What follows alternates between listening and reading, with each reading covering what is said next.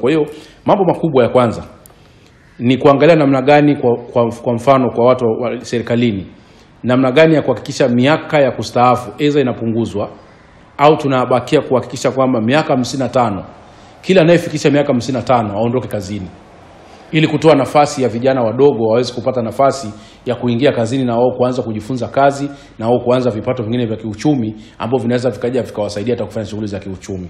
Kwa hiyo sasa hivi kumeibuka wimbi la kuta kwamba watu wana umri wa kufanya kazi umefika, wa kustaafu umefika, lakini wanaendelea kuwa kazini na kuendelea kuziba nafasi za vijana wengine kuingia kazini. Kwa hiyo mimi nafikiria kama kwa sababu lifespan inazidi kupungua, ikiwezekana pia kama 55 ni nyingi, basi turudi hata mpaka 50. Kama mtu akifika miaka 50 aondoke kazini ili kutoa nafasi ya vijana wengine waweze kujifunza kazi. Katika miaka hii ikiwezekana sasa, maana yake mtu asivuke miaka 30 yuko kazini.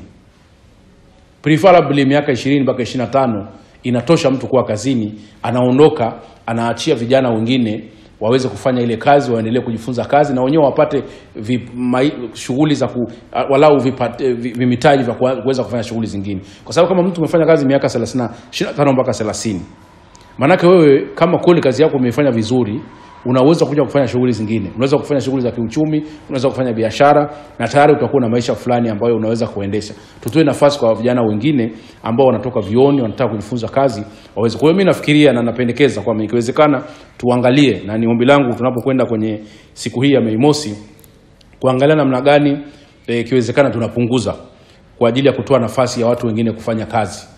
Lakini jambo la pili ni elimu.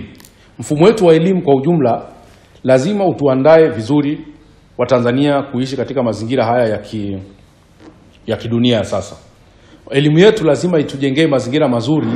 Elimu yetu lazima itujengee mazingira mazuri ya mwanafunzi anapokuwa vioni, shuleni, aweze kuwa na uwezo wa kwanza kufikiria mambo kadhaa. Kwanza kuwa na uwanja mpana kuweza kujiajiri.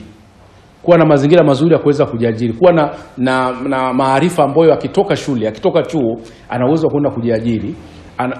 Kuna elimu ya ujasiriamali, wanaweza kufanya biashara, wanaweza kwenda kujiajiri, wanaweza kutengeneza ajira.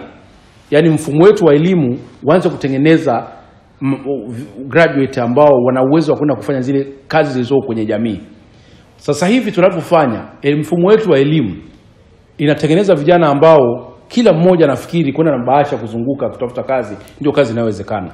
Wakati shughuli nyingi za kiuchumi katika jamii zetu, mfumo wetu wa elimu hauwezi kuandaa vijana kwenda kufanya shughuli zote tulizonazo kubwa. Sasa hivi shughuli za kiuchumi hapa nchini kwa mfano ni kilimo na ufugaji, lakini mifumo yetu ya elimu haiwaandai vijana kwenda kufanya shughuli kama hizo. Inawaandaa kwenda kufanya zile white collar jobs ambazo tayari zina kwa dunia inavyokwenda na hizo teknolojia, zile white collar jobs za kwenda ofisini zinaendelea kupotea. Kwa lazima tukae chini kama taifa, tuangalie tutakuwa na mfumo gani wa elimu ambao utaanza kuwajengea watoto toka wakiwa primary kabisa kule chini vichwa vya ujasiriamali, namna kwenda kujiajiri. Kwa sababu wenzetu tumeona wanaweza, kwa mfano Wahindi. Na ndio maana utakuta biashara ya Muhindi iliyofanyika miaka 100 iliyopita mpaka leo ipo, kwa sababu wanaridhishana toka mtu akiwa mdogo. Unakuta sio fulani alikuwa miaka 60 ana biashara yake mpaka leo ipo.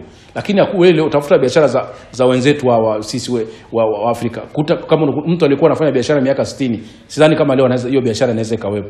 Au mtu anafanya biashara yake leo akiondoka tu manake mzazi akiondoka ile biashara inakufa, kwa sababu hatujajenga culture ya kuwajengea uwezo watoto kuweza kurisi zile shughuli ambazo wanafanya wazazi wao. Ndio maana nikasema swala la kuandaa watoto ilisiachiwe serikali. Wazazi pamoja na serikali lazima watoe sehemu moja ya kuhakikisha kwamba tunatatua